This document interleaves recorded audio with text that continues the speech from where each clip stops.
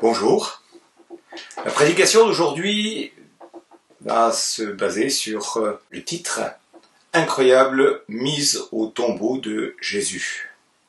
Nous avons au niveau du conseil pastoral choisi de nous lancer dans une série de messages autour de Pâques dont voici les contours. 6 prédications basées sur Matthieu 27 à partir du verset 57 jusqu'à Matthieu 28 verset 15 et on terminera par l'impact de la croix selon le plan de Dieu dans Romains 3 vers la mi-mai.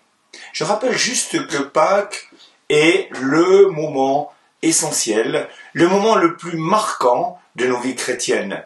Si Pâques n'avait pas existé, si Jésus avait refusé la croix par exemple, Noël n'aurait pas de valeur et il n'y aurait eu ni purification des péchés possibles et pas de résurrection.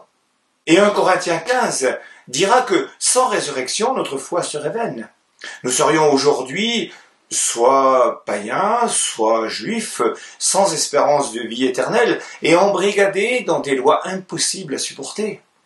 Dieu merci, Christ est venu, descendant de son ciel de gloire, Verbe incarné, comme il est dit dans la parole, puis s'est soumis à la volonté de son Père pour mourir à notre place comme agneau pascal à la perfection pour notre salut. Avec cette prédication, j'aimerais répondre à ces quelques questions. Que s'est-il passé juste après que la mort de Jésus soit constatée? Que va m'apprendre un si petit texte biblique d'un évangile? Comment faire pour bien le comprendre et surtout, comment l'appliquer dans ma vie de tous les jours? Nous allons donc lire le passage choisi, soit donc Matthieu 27 de 57 à 61, que voici. Le soir venu, arriva un homme riche d'Arimathée, du nom de Joseph, qui lui aussi était un disciple de Jésus. Il alla trouver Pilate et demanda le corps de Jésus. Alors Pilate ordonna de le lui remettre. Joseph prit le corps, l'enveloppa dans un drap de lin pur et le déposa dans un tombeau neuf qu'il s'était fait creuser dans la roche. Puis il roula une grande pierre à l'entrée du tombeau et s'en alla. Marie de Magdala et l'autre Marie étaient là, assises vis-à-vis du tombeau. Ce texte, comme tous les autres textes que nous lisons, a besoin de 2 choses pour que nous puissions sucer la substantifique moelle. Merci à Gargantua pour l'image. Que dit le contexte? Y a-t-il d'autres livres de la Bible qui en parlent? Je vous propose donc de lire les textes parallèles avant de remettre tout cela dans le contexte, puisque nous avons le privilège de voir ce texte dans les 4 évangiles. Lisons le premier, Jean chapitre 19, au verset 38 à 42. Après cela, Joseph d'Arimathée, qui était disciple de Jésus, mais en secret par crainte des chefs juifs, demanda à Pilate la permission d'enlever le corps de Jésus. Pilate le lui permit. Il vint donc et enleva le corps de Jésus. Nicodème, l'homme qui auparavant était allé trouver Jésus de nuit, vint aussi. Il apportait un mélange d'environ 30 kilos de myrrhe et d'aloès. Ils prirent donc le corps de Jésus et l'enveloppèrent de bandelettes avec des aromates comme c'est la coutume d'ensevelir chez les Juifs. Or, il y avait un jardin à l'endroit où Jésus avait été crucifié et dans le jardin un tombeau neuf où personne encore n'avait été mis. Ce fut là qu'ils déposèrent Jésus, parce que c'était la préparation de la Pâque des Juifs et que le tombeau était proche. Un autre passage sera celui de Marc chapitre 15, versets 42 à 47. Le soir venu, comme c'était le jour de la préparation, c'est-à-dire la veille du sabbat, Joseph d'Arimathée arriva. C'était un membre éminent du conseil qui attendait lui aussi le royaume de Dieu. Il osa se rendre vers Pilate pour demander le corps de Jésus. Pilate s'étonna qu'il soit déjà mort. Il fit venir l'officier et lui demanda si Jésus était mort depuis longtemps. Une fois renseigné par l'officier, il fit remettre le corps à Joseph. Joseph acheta un drap de lin, descendit Jésus de la croix, l'enveloppa dans le drap de lin et le déposa dans un tombeau taillé dans la roche. Puis il roula une pierre à l'entrée du tombeau. Marie de Magdala et Marie, la mère de Jose, regardaient où l'on déposait Jésus. Dernier passage, qui est celui de Luc, chapitre 23, versets 50 à 56. Il y avait un membre du Sanhédrin, du nom de Joseph, homme bon et juste. Il ne s'était pas associé à la décision et aux actes des autres. Il était d'Arimathée, ville des Juifs, et il attendait lui aussi le royaume de Dieu. Il alla trouver Pilate et demanda le corps de Jésus. Il le descendit de la croix, l'enveloppa dans un drap de lin, et le déposa dans un tombeau taillé dans la roche où personne n'avait encore été mis. C'était le jour de la préparation du sabbat. Le sabbat allait commencer. Des femmes qui étaient venues de la Galilée avec Jésus accompagnèrent Joseph. Elles virent le tombeau et la manière dont le corps de Jésus y fut déposé, puis elles repartirent et préparèrent des aromates et des parfums. Le jour du sabbat, elles se reposèrent comme le prescrit la loi. Voici donc 4 textes qui vont nous prouver dans un premier temps l'utilité de lire ce qu'on appelle les parallèles. Certains textes vont donner des compléments ou des éclairages différents sur celui que vous êtes en train de lire. Je vais détailler cela un peu plus tard et ma prédication sera aussi basée là-dessus. Dans un premier temps, je vous avais donc promis de remettre le texte dans son contexte. Et c'est ce que nous allons faire maintenant. Le contexte historique, pour bien montrer que la Bible est placée dans l'histoire de l'humanité. On est donc aux environs de l'année 30 de notre ère, en Israël, et plus particulièrement à Jérusalem, sur cette colline en Juda. En face, il y a Golgotha, le lieu du crâne, en dehors des murailles de la ville. Souvenez-vous, ce détail a toute son importance. Lieu où Jésus a été crucifié entre 2 brigands, hors de la ville. Oui, la loi juive obligeait à mettre hors de la ville tout ce qui était considéré comme abject, médicalement ou moralement. Et non loin de là, le mont des Oliviers qu'on connaît bien. Dans ce contexte, on a aussi des détails importants. On est à la veille du sabbat, mais pas n'importe lequel. C'est le sabbat de Pâques, que j'écris sans S à la fin, et qui reste pour les Juifs le rappel de l'agneau offert en sacrifice pour être couvert de la 10e plaie d'Égypte qui a fait mourir tous les premiers-nés des non-hébreux. Quelle coïncidence divine! Ça nous rappelle la phrase célèbre du cousin de Jésus, Jean-Baptiste ou Jean le Baptiste, qui a dit de Jésus « Voici l'agneau de Dieu qui ôte le péché du monde » et liait ainsi les 2 Pâques, Pâques de l'Ancien Testament et Pâques du Nouveau Testament. On a arrêté Jésus faussement accusé par les sacrificateurs qui avaient peur de lui, après un procès truqué et une foule remontée qui préférait échanger un tueur renommé, Barabbas, contre un innocent. Jésus, fils de Dieu,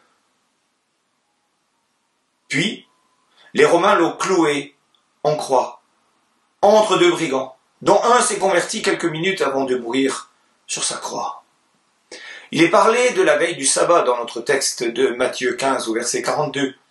Et il faut dire que le sabbat commençait au coucher du soleil le vendredi soir, le sabbat allant de la tombée du soleil le vendredi soir au coucher du soleil le samedi soir. Quand certains critiquent la problématique des 3 jours, il y a donc 2 explications possibles. Premièrement, les Juifs comptent les jours, y compris le premier, alors que nous comptons à partir du lendemain. Soit vendredi, samedi et dimanche, alors que pour nous, on aurait dit samedi et dimanche, puisque l'événement se passe le vendredi et la résurrection le dimanche. La deuxième explication, la veille du sabbat, voudrait-il insinuer le jeudi? Il me semble quand même que la première proposition est plus plausible. Mais notre sabbat à nous est le dimanche, parce que la vie chrétienne est basée sur la résurrection de Jésus. Le déroulement de la scène, dans ces quelques versets, trahi par Judas, Jésus a été cloué en croix après avoir prononcé ces 7 paroles bien connues dont « Père, pardonne-leur, ils ne savent pas ce qu'ils font » ou encore « Mon Dieu, pourquoi m'as-tu abandonné ?» Après avoir porter cette croix avant de la laisser à Simon de Cyrène. Il a vu Caïphe, il a vu Pilate, il a vu les membres du Sanhédrin. Un seul s'en est lavé les mains. Mais là, il est à la croix et il a rendu son dernier souffle avant de voir le côté percé. Son sang sera versé avant le démarrage de la Pâque.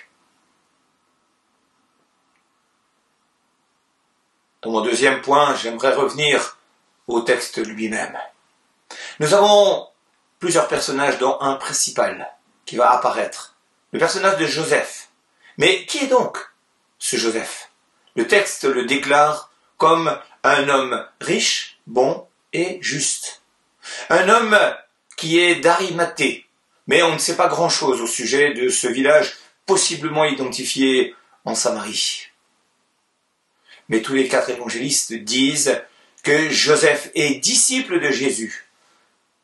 Mais Jean va même préciser qu'il l'est en secret. Et il attendait le royaume de Dieu. C'était un membre éminent du conseil, dit Marc, traduisait du Sanhédrin. Joseph d'Arimathée, membre du Sanhédrin, conseiller distingué qui attendait le royaume de Dieu. Marc 15, 43 toujours. Il n'avait pas acquiescé à la sentence de mort prononcée par le Sanhédrin, car il était disciple de Jésus, mais en secret, comme on l'a vu, comme notamment Nicodème, seul autre membre du conseil qui eut foi en Christ. Tous deux prirent courage à la vue du crucifié. J'ajouterai que, vu sa place dans l'instance religieuse dirigeante d'Israël, il pouvait se permettre d'aller demander l'autorisation de prendre le corps de Jésus à Pilate. S'il était membre du Sanhédrin, un petit détail qui n'a pas trop d'importance, mais on saura aussi qu'il était donc par définition marié. On ne va pas confondre ce Joseph avec d'autres, notamment avec le père adoptif de Jésus qui, n'étant pas présent à la crucifixion de Jésus, et Jésus confiant sa mère à l'apôtre Jean, permettrait d'affirmer que Joseph était mort avant Jésus. On ne va pas le confondre non plus avec le 11e fils de Jacob, le chouchou de Jacob. Ah, c'est Joseph, qui sont des personnages à part. Et ça m'a rappelé aussi la prééminence de Joseph, ce Joseph qui est passé en Égypte, à qui Dieu donna une double part d'héritage, ce qu'on voit aussi dans la fin du livre d'Ézéchiel par Éphraïm et Manassé. Un peu d'humour. Votre prochain fils, appelez-le Joseph. On ne sait jamais. Quand on voit ces personnages, ce sont quand même des gens exceptionnels. Vous en pensez quoi, vous? On va poursuivre avec les personnages et en lisant le texte de l'évangile de Jean, on va évoquer un autre personnage bien connu, Nicodème. Nicodème est aussi membre du Sanhédrin. Il est venu voir Jésus de nuit pour ne pas être repéré par ses collègues dans Jean 3. On le voit comme un homme en grande réflexion spirituelle, un homme ouvert à une remise en question et à faire connaissance avec ce Jésus tant décrié dans ses rangs au Sanhédrin. C'est lui à qui Jésus avait dit de nuit, « Il faut que tu naisses de nouveau ». Homme riche ou simplement généreux donateur, remarquez ce don, 30 kilos de myrrhe et d'aloès. C'est la coutume chez les Juifs. Mais ça coûte un bras quand même cette affaire. Dans les autres personnages, on va découvrir aussi ces deux Maries, Marie de Magdala et Marie, mère de Jose ou de Jacques, qui viendraient de la Galilée et auraient suivi Jésus. On pourrait longuement parler de chacune d'elles, mais là, il est juste dit qu'elles étaient présentes pour savoir où allait être enterré Jésus. Leur but étant de revenir un peu plus tard, embaumer le corps de Jésus pour sa sépulture, selon les rites juifs comme dit plus haut. Mais elle aussi. Un commentaire dira, Marc mentionne à nouveau la présence de femmes, à savoir les deux Maries. Admirons-les pour leur affection inlassable et intrépide. Aujourd'hui encore, les missionnaires ne sont-ils pas en majorité des femmes? Mais où sont les hommes? Là, je réponds à ce commentateur, cher ami, les hommes enterrent le corps de Jésus, mais tu ne les as même pas vus. En plus, Nicodème, il a emmené 30 kilos de parfum, et Joseph, le tissu de fin lin, il a assuré les démarches administratives. C'est ça, la parité complémentaire. Deux femmes, les deux maris, qui respectaient aussi la loi juive. Vous avez remarqué qu'elles ne viendront pas, même si cela aurait été plus facile et de loin, embaumer le corps le lendemain, parce que c'était Shabbat. Luc, chapitre 23. Mais on notera que cela leur a donné la possibilité de revenir seulement le dimanche matin, et ainsi de découvrir les premières, le tombeau ouvert, et ainsi l'existence et la réalité de la résurrection, et aussi le Christ, revivant, ressuscité, et même de parler avec lui. Deux hommes, deux femmes, qui ont osé s'exposer comme disciples de Jésus, malgré la pression de la foule et des instances dirigeantes juives. Ils risquaient gros, mais aimaient le Seigneur plus que leur propre vie. Deux questions pratiques se posent autour de ce texte. Il est parlé d'un drap de lin pur. Seul Matthieu parle de la pureté du lin, mais pourquoi? Les habits de lin pur ou de fin lin, selon l'expression biblique de l'Ancien Testament, étaient surtout utilisés par les sacrificateurs, en particulier à la demande de Dieu, comme signe de purification et après s'être purifiés par l'eau à l'époque. Ce vêtement blanc nous rappelle aussi le vêtement dont Dieu nous couvre après nous avoir purifiés selon Apocalypse 3, verset 5. Un commentaire dit « Ce vêtement de fin lin, de lin blanc, deviendra finalement le vêtement immaculé de l'épouse de l'agneau, Apocalypse 19, verset 8, et pour Jésus, la marque de son innocence, par sa blancheur. Il représente les œuvres justes des saints. » Je cite un article qui dit, comme Paul dans 2 Corinthiens 5, 21, et Jean dans 1 Jean 3, verset 5, Pierre affirme avec force l'absence totale de péché dans la vie de l'être de Jésus-Christ. Pierre ne fait pas une déclaration doctrinale, mais plutôt un constat d'observation, témoin oculaire. Pendant plus de 3 ans de la marche de son maître, le disciple Pierre cite un passage d'Ésaïe et le lui applique. Oui, il a pu constater que celui dont il a partagé la vie, dans tant de circonstances, de lieux, de rencontres diverses, n'a jamais pu être pris en défaut. Il n'a jamais rien vu de déplacé, d'incomplet, d'imparfait dans son glorieux Seigneur. En acte comme en parole, Jésus a toujours été d'une stature morale constante et parfaite. Petite remarque, le linceul de Turin, ou le suaire de Turin, comme vous voulez, découvert au XIVe siècle, qu'on aura fait voyager, qu'on aura passé au rayon X et gardé comme une relique et précieux aux yeux de certains, mais n'a rien à voir avec l'authentique d'après d'autres. Vu l'image qui reste notamment de sang dans le dos par la flagellation, de sang par goutte au niveau de la tête et qui rappellerait la couronne d'épines, que cette image n'est pas déformée et prouverait une résurrection, identifierait ce linceul comme celui dont on parlait ici. Seul problème, c'est qu'on aurait retrouvé ce linceul qui entourait sa tête pliée et le reste était des bandelettes trouvées à terre. Jean 20, verset 7. On parle aussi du tombeau neuf qui a toute son importance chez les Juifs. Ces tombeaux étaient creusés à main d'homme dans la pierre et en général étaient prévus pour une personne. On n'a pas beaucoup de détails à ce sujet, mais ces grandes coïncidences divines, comme s'il était prévu pour Jésus qui devait être enterré à la hâte avant la fête de Pâques pour ne pas souiller cette fête. Le texte de Matthieu suggère même que c'était le tombeau que Joseph se serait construit pour sa propre sépulture. Quelle générosité, ce Joseph, qui va donner à Jésus de sa propriété. Dernier élément de cette incroyable mise au tombeau, comme précisé dans le titre de cette prédication, vous avez remarqué ce qu'il manque? Aucun texte biblique n'en parle. Quand une personne décède, et sans même la connaître, vous soupçonnez la valeur de cette personne en fonction du nombre de participants à la cérémonie, ainsi que des relais d'information sur cette cérémonie, hormis si la demande d'intimité doit être respectée, et encore. La valeur est somme toute relative au vu de l'accointance que vous avez avec ces personnes.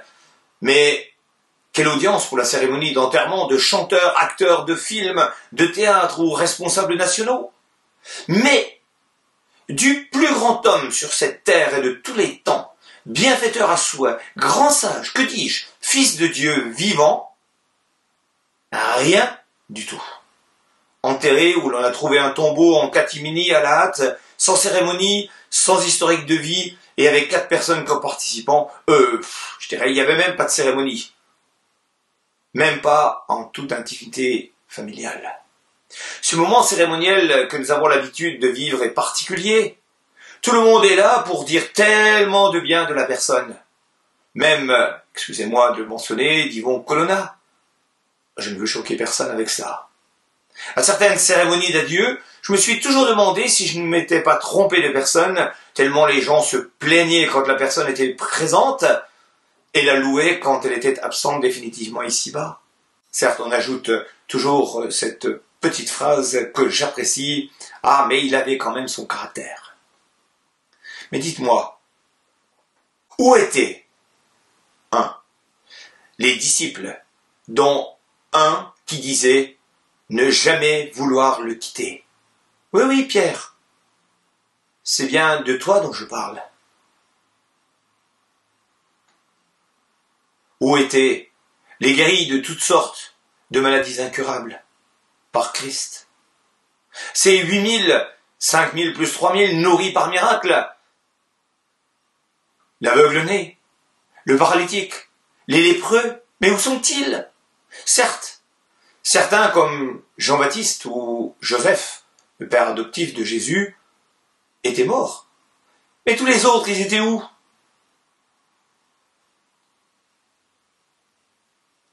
J'aimerais qu'on passe à une phase un peu particulière de questionnement personnel. Si j'avais vécu, si vous aviez vécu ce moment particulier, donc à l'époque même de la mort de Jésus, dans la peau de quel personnage est-ce qu'on m'aurait retrouvé? Dans la peau de Marie, une des 2 Maries, je dirais, soumise volontairement à la loi du Seigneur, sans obligatoirement la comprendre, et a pu ainsi vivre la première, la réalité de la résurrection de son Seigneur? Ou est-ce qu'on m'aurait retrouvé comme Joseph ou Nicodème, un homme discret dans sa foi, mais un homme reconnu socialement qui a bravé les risques de la mort pour afficher sa foi en Jésus et a donné beaucoup? Il s'est démuni jusqu'à son avenir pour Christ en laissant son propre tombeau. Est-ce que j'aurais été Pierre, un homme de cœur, mais qui n'assumait pas toujours ses déclarations fracassantes? Un des 10 autres disciples, qui en fait étaient tous terrés dans une maison pour se couvrir de la hargne de la foule qui voulait les mettre à mort? Judas était mort et vous savez les circonstances sur lesquelles je ne reviendrai pas. Si on prenait le temps d'une pause, si on prenait le temps de réfléchir sérieusement, où est-ce qu'on m'aurait retrouvé? Une des Maries, comme Joseph ou Nicodème, comme Pierre, comme un des 10 autres disciples que Pierre?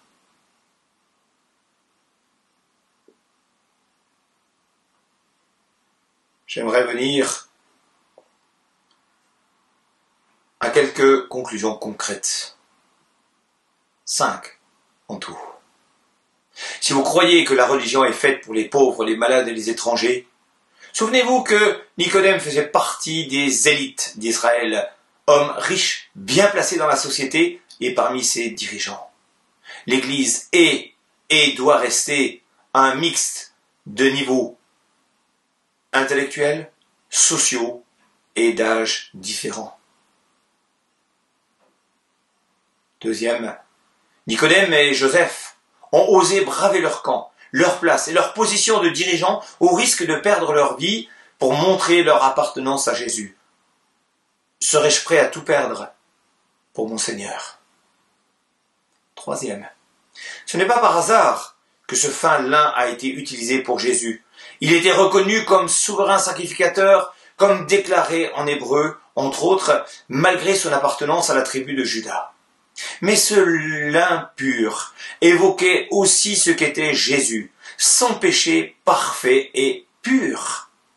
Joseph a montré par là qu'il reconnaissait en Jésus l'innocence, mais aussi son rôle de sacrificateur qui s'est offert en sacrifice. Suis-je convaincu que Christ est resté parfait, même en marchant sur cette terre? Et est-ce que, moi-même, je porte ce vêtement blanc?